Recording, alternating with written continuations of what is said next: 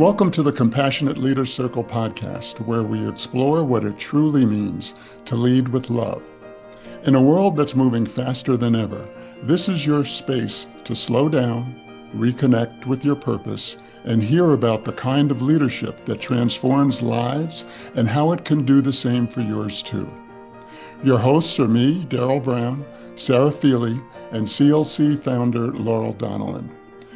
If you're ready to grow, question, and to lead with courage and compassion, you're in the right place. I am so excited today to have Molly Huyck, who's the founder and CEO of AeQuitas. It is a crowdfunding platform for women founders. Welcome to the podcast. Welcome to Compassionate Leader Circle. Thanks for having me, Laura. I'm excited to have a chat with you. Yeah. So I'm very curious about you as a person and before we get into what you do now, like how you grew up and how you got educated and what was your career before doing this? I grew up in Omaha, Nebraska. I was raised in a family of, I have 4 siblings. We all were encouraged to play sports because there's more in life than just yourself and learning to win and lose. You know, there's more in life than winning all the time too.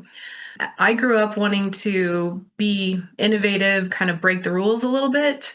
I went to Creighton University. I went to grad school at Creighton, and I was going to go into accounting. And rather than going into accounting, my now husband said, "Hey, why don't you write the software that the accountants are going to use?"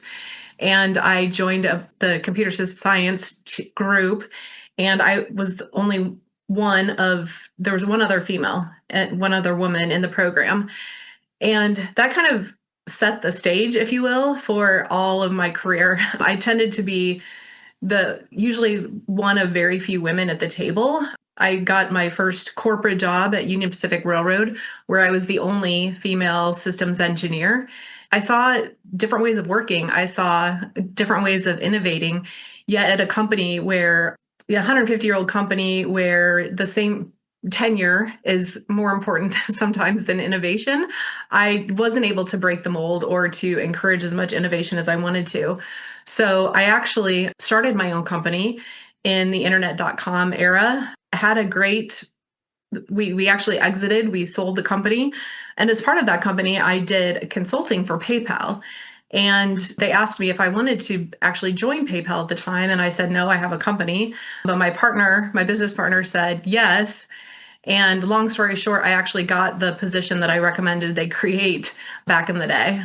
And again, at PayPal, I was fortunate enough to travel the world, help create the operations teams, open up operation centers across the world, and ultimately led the operations strategy where we defined how we service 400 million customers across the globe in 29 languages and I think 20 some currencies. That's where I also had the opportunity to mentor 3 women entrepreneurs across the globe. So PayPal had partnered with the Sherry Blair Foundation, and Sherry Blair Foundation is where she helps women entrepreneurs get access to capital to start and grow businesses. That's where I learned that there was a $5 trillion gap in the global GDP because women don't have the same access as men to start companies. As I was wrapping up my career at PayPal, I decided to really understand that problem. I formed multiple hypotheses on why that's the case. I researched it quite a bit and ultimately wanted to do something about it. So I created AeQuitas Invest. AeQuitas is the goddess of fairness and equity. So I created that, and here we are 2 years later. That's such a rich background. You could talk to this globally. Is access for women to capital getting any better? Is it getting worse? Is it staying the same? What's the state of the union here? Yeah, it's actually, I would say generally the same. It's flat.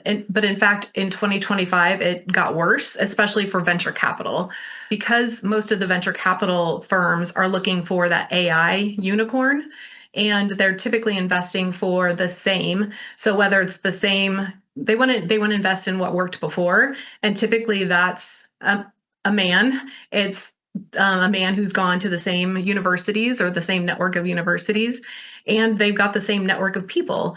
And so it's very easy for men founders to get access to capital. But in doing my market research, women are in 2026 are doing crazy things, such as adding a male co-founder who knows nothing about the business just to get a meeting with venture capitalists. And despite the times and despite how progressive and how things have improved, 50 years ago, we couldn't get a credit card. Women couldn't get a credit card without a male signer. Things have improved, but we still have a long, long road ahead. So tell me about what inspired you to create this company and when that happened and how is it going? One of the things at PayPal, I had a male leader, the operations officer, was very intentional about bringing women to his leadership table. He knew that women worked differently, and I saw it and lived it, and we exceeded all of our goals. We created operational efficiency for the business while exceeding and creating world-class customer service metrics. And so seeing that live and in person really it really formed who my corporate self became. And then as I did this research where women don't have that same access as men to start or grow businesses, but yet they have higher returns. So the research shows that for every dollar invested in a woman, she returns 78 cents on that dollar versus a man returns 31 cents on that dollar. So investors are leaving millions of dollars on the table just by not investing equally, let alone more so in women. Now, of course, I can't make promises. Investing is risky, but there are higher returns in women-run businesses. We work differently. We make a dollar go a lot further. We spend differently. We're a little bit more creative sometimes. And where did that research come from? That's fascinating to me. Boston Consulting Group is one of many who have researched this, and the research continues. There's a couple of different organizations that have researched the findings there. And is that globally or US? That's US. US. Amazing. Yeah. So that alone should get you to the AQI website. That's right. So can you talk to me a little bit of maybe some stories about I guess you call them issuers and funders, right? Tell me about issuers and funders and your platform and maybe a couple of stories of real businesses that are getting funded. The AeQuitas Invest platform is essentially an online Shark Tank, if you will. It connects founders or women entrepreneurs with investors. And so our platform lets them tell their stories, share their pitch decks, provide the documentation in order to get people aware of the opportunity to invest in them. And the investors are those who, make choices. Typically, I recommend investing in businesses that align with your values because I think that really matters. And when a founder has investors that align with their values, they become immediate customers. They become immediate brand ambassadors and advocates for you. So it creates this great flywheel. So I'm excited that we recently were at a conference in Salt Lake City and we talked to 150 founders. And when we asked them the story of tell us about your funding situation, a handful of them got very emotional because it's so hard for women to get money, whether it's venture capital, whether it's small business loans, whatever the avenue is, it's difficult. They're very emotional. They're very passionate about their businesses. The businesses are very mission driven. And one that she's actually out of Omaha, where I'm based. She's created a med tech device called Triage 360, for which she has contracts from NATO and multiple countries, but she needs funding in order to take the product from prototype to production. And these contracts she has, they don't turn into cash flow for many, many months. And the fact that, she is creating a device that will impact and save hopefully thousands of people across the globe is very exciting.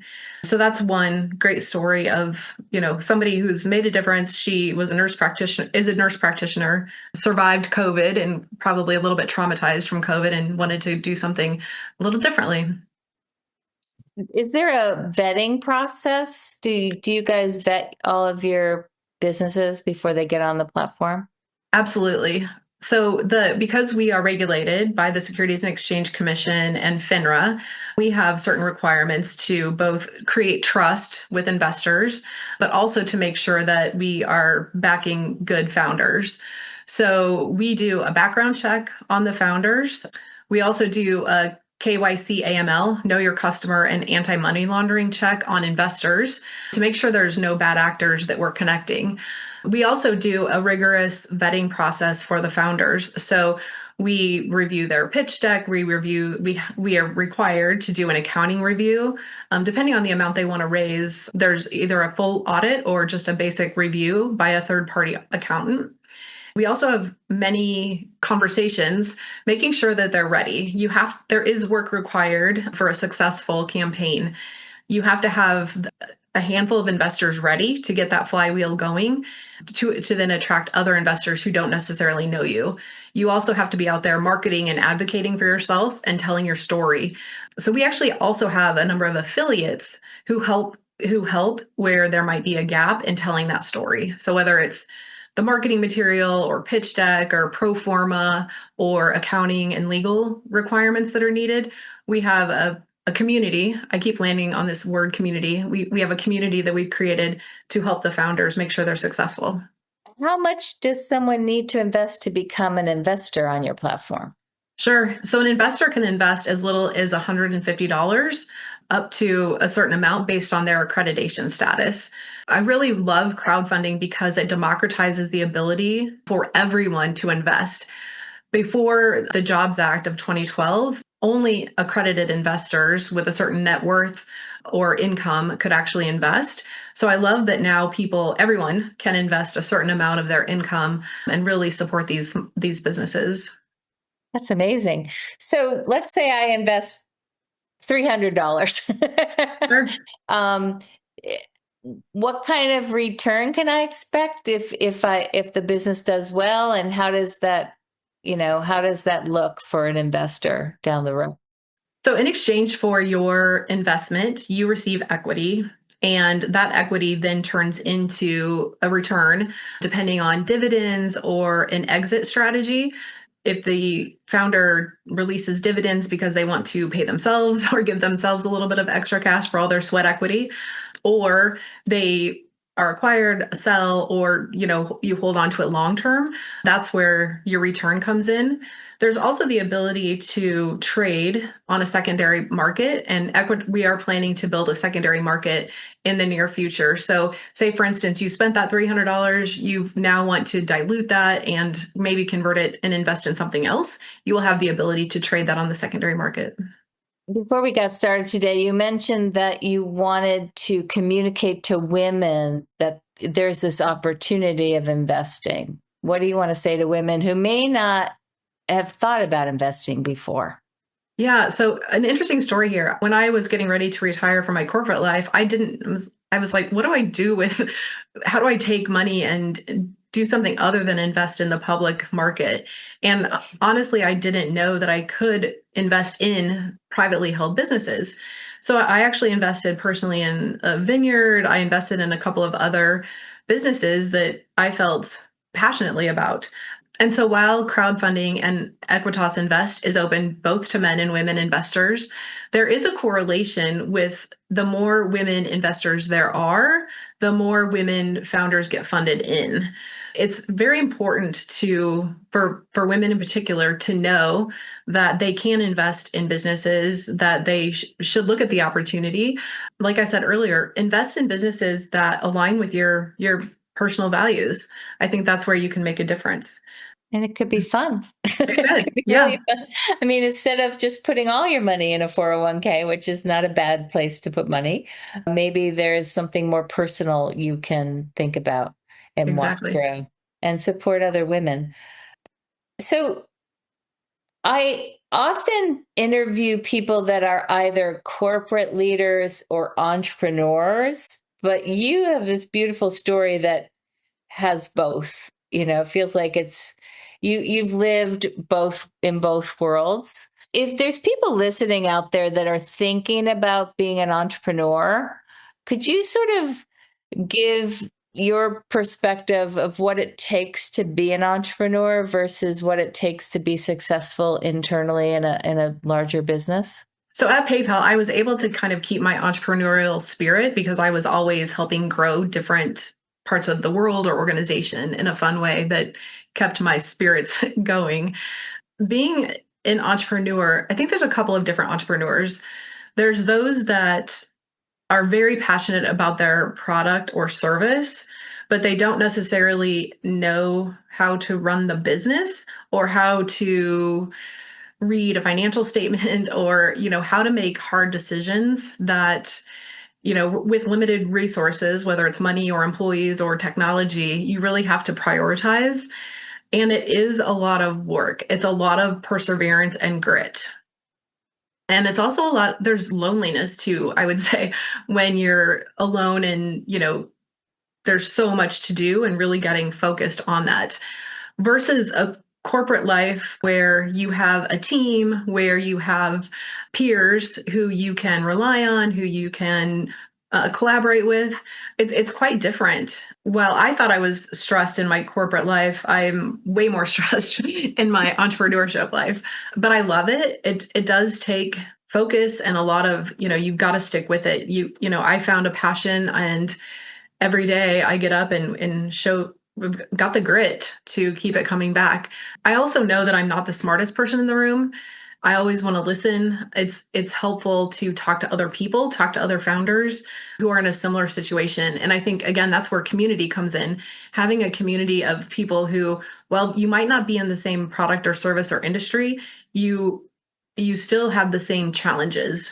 You still have the same, financial, HR, legal, technology. You still have some of those same opportunities.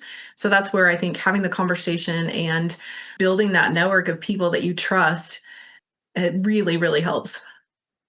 I appreciate that you talked about loneliness. I've had my own business for, it'll be 30 years in January. As you were saying that, I was like, I miss an IT department. Right. And I remember waking up once, like, it was only a few years in. And I remember waking up and thinking, I just want a boss. I want a boss to tell me what to do. Right. Yeah. That only happened like for 24 hours. But I really, so how do you, as someone doing something innovative, and I also think like you're out there fighting waves that are pretty tough, right? This bias against women, despite the proof that the ROI is better. Like, so what do you do personally to psych yourself up on those hard days? I actually think getting away, like going for a walk, is a great sort of sanity check, and just getting out in the open, letting the breeze hit my cheek. It's a great way just to disconnect. But when I come back from those walks, or like I'll do a workout, 4 or 5 days a week with my sister, I come back and I've got different thoughts in mind. I've got different like reminders, or like, oh, I need to prioritize these things. So getting away from kind of the task list, if you will, and it really does help my sanity and helps just reframe things and the priorities and even the why. Like, I'm in this for a reason and I want to make this happen. And we've got a great team with Amy and Janessa. We've got a great pipeline of founders who want help, who need help, and are going to change the world with their products and services. Stick with it, but also take a break. Like, it's okay to let that email wait for one more day. It's not the end of the world.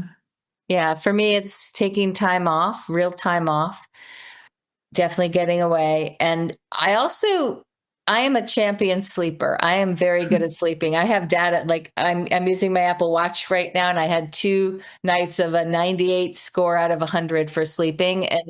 And so I find myself saying a lot to myself and my team, let's sleep on it. Because if I wake up with answers that I wouldn't have had in the moment. Yeah, 100%. Yeah. Talk to me about your team, and I'm very interested in, you have this, these 3 women, including yourself, and how do you divide duties, and how are you the same and how are you different? Mm-hmm.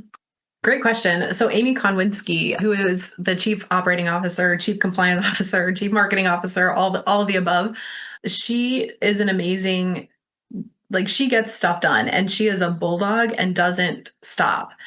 She has a very interesting background. She was in the Navy, also in technology, but also then started a nonprofit focused on kids and technology and helping them when getting bullied. And it was a national nonprofit that was actually acquired recently. So she and I complement each other very well. I think where we operate best is when I can be in the visionary stage where I seem to thrive, but I also can execute. I can get stuff done, but that's where we divide and conquer and are very clear on. We set our 2026 priorities. We have a weekly, let's go through those priorities. Where are we with these? Where are we missing the boat? Where did we maybe over project or under forecast? And how are we getting that back on track? Amy can wear, as I already said, like multiple hats and is not afraid of going the distance. We also have Janessa Nations, who is a part of our team. She's the client services manager. So we brought her on fairly early as we were building out the compliance arm and working with the SEC and FINRA to make sure that once this dial gets turned up, that we've all created the same SOPs and WSPs. We've got the right standards in place. We are all going to be able to follow them. Or when we hire more client services manager, we're ready for them to just go through the list and make sure we're following the process very, very clearly. So she's been great in onboarding different founders. So once we talk to the founders, we help them with the application process, and Janessa helps them with all of the details that are required for a successful raise. And how are you finding founders and how are you finding funders? So there's no shortage of founders who need help. This conference that we attended that's focused on women entrepreneurs, we spoke to at least 150. And from that, we have probably 10 to 13 hot leads that are ready to go. Together, they want to raise $13 to $20 million, which is way more than my pro forma ever projected. Interesting on that, we're finding women want to raise way more money than I modeled initially. So that's great. The investors, we're finding multiple ways. We are using, of course, organic media. We're using social media. We're using SEO and AI placement. But we're also planning on doing a raise on a competitor site, and they're aware that we're doing that in order to make investors on those platforms aware that there's this opportunity on AeQuitas Invest. Nice. And I feel like all my conversations have to touch on AI these days. And the way that I start these conversations with someone like you is, and as a founder myself, about a year ago, Mark Cuban says that AI is going to help small businesses be more competitive. Mm-hmm. I didn't really understand what he was talking about a year ago. I think I understand a lot more now. But can you speak to how women entrepreneurs should be using AI or should not be using AI? So I do think that there's responsible AI. One, to make sure we're not taking all the resources down in the world, but two, that you're actually setting a precedence for your team. I really think it's important for founders to set the stage and explain to their teams, here's where I want us to use AI, and not let them figure it out. Because I think the quality, it will be very different. And interestingly, we actually just had a workshop for founders to help them do what we did internally. So I've invested in Claude and took the time to actually configure Claude. I now have an advisory board with many different roles. I've got an antagonistic, I've got marketing, I've got legal, I've got all the different roles that an advisory board should have. I have a CEO coach, and I also have a marketing persona. And I've done this not for just AeQuitas Invest, but for my second business that I've founded, which happens to be a women's sports bar. So I've done this configuration for Claude, and even for like basic decisions, such as should my sports bar be open on July 4th, which is a Saturday, employee morale. These are the things that I'm thinking about. And it just like spits back an answer. Or for AeQuitas Invest, should we invest the time to go to this conference when we have these priorities? Like, what's going to be the return? And it does the research. And it's kind of become my sounding board, besides doing what I think AI does for most of us, which is like maybe help improve an email, organize email and files. I use it more if you configure it appropriately. You can use it in a way that is beneficial and fills some of those gaps that I think founders have. So to create those agents, I'm just new to Claude, but I've been obsessed with it. I had an operation of 4 weeks ago, and I've been like spending way too many hours on Claude. But do you have to get like paid business Claude to do that? I do believe you have to have the team version of Claude in order to use the cowork. I think you can still configure just the chat piece with your voice and your tone, and but really to use it to create marketing plan. We used it to create marketing plans to help our founders as well as us. And then from that, you can say, now tell me what I need to be posting today, like create the content for today's post based on this plan. So I do think it's worth investing in the, not necessarily the enterprise version, but at least the team version. Great advice for me and others. This has been an amazing conversation. I always like to ask everyone who's on my podcast, what is one life lesson you'd like to share with our listeners, and what is one leadership lesson? They're probably one and the same. I think the leadership lesson is that make sure you make space for everyone to have a seat at the table.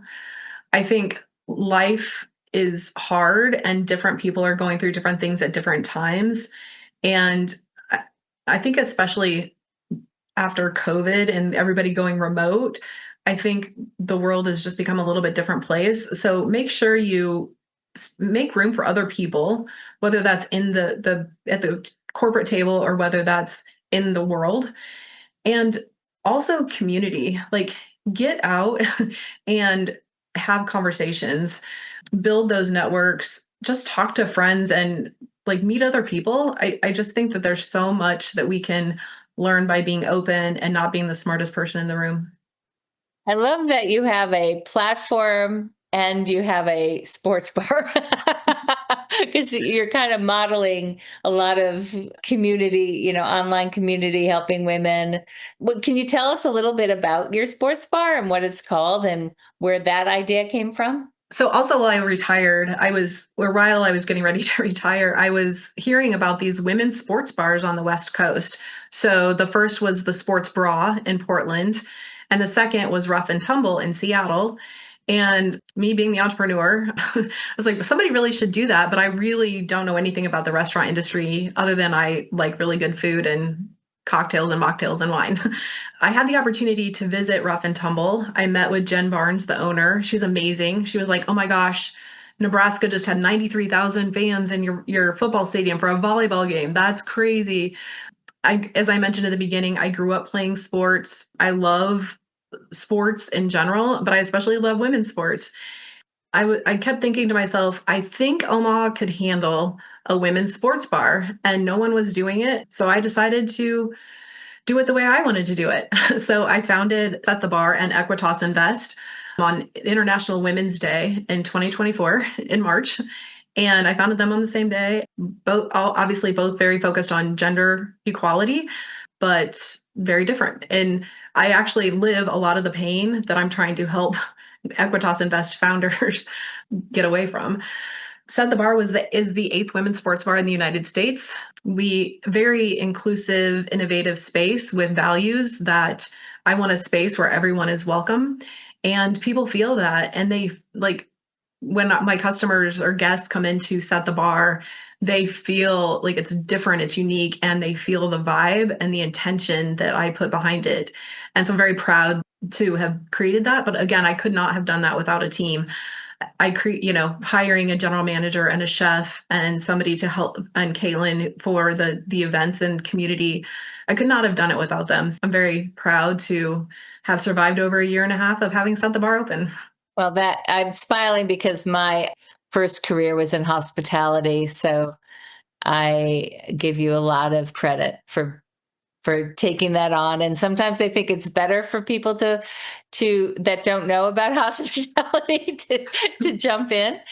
So being a women's sports bar, it sounds like everyone is welcome, but do you only show women's sports on like the screens? So our mission is to elevate women's sports. We do show men's sports. The World Cup has been great for us this year. I can't wait to go to Brazil next year for the Women's World Cup.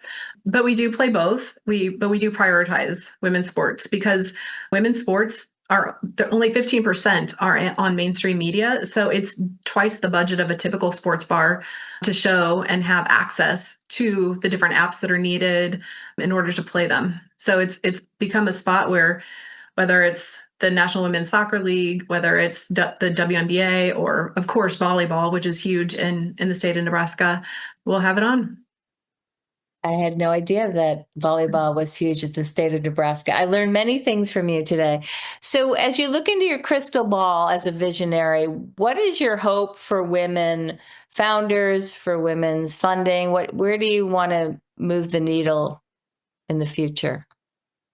Yeah, I really am wanting to move the needle on making capital accessible for women founders who really want to make a difference in the world and make it profitable for investors while also impacting the global economy. I just think that there's so much opportunity when women founders get funded, they do good things. And when they do good things and earn money, they also spend money differently. They spend money on their community, on their schools, in ways that are different than men spend. And to me, that's just making the world a little bit better place. And that's how I want to leave it.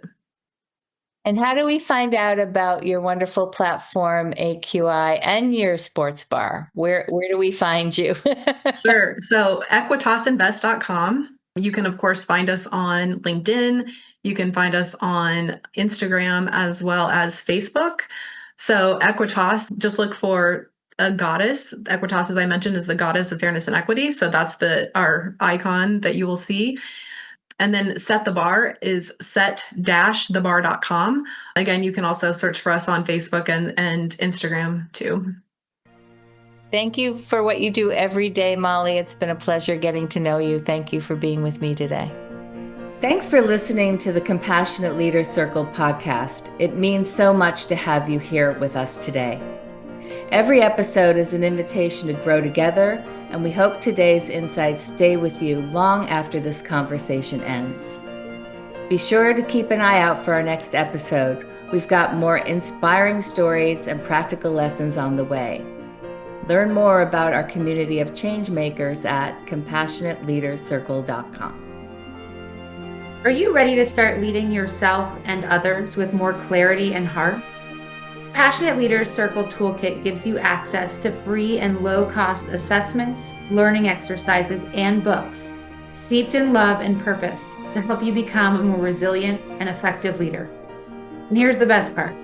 Research shows that leaders who lead with compassion actually see higher engagement, stronger retention, and increased revenue. Visit CompassionateLeadersCircle.com to explore the toolkit, our most recently published book, The Compassionate Leader's Companion, and start transforming your ability to lead others and yourself today.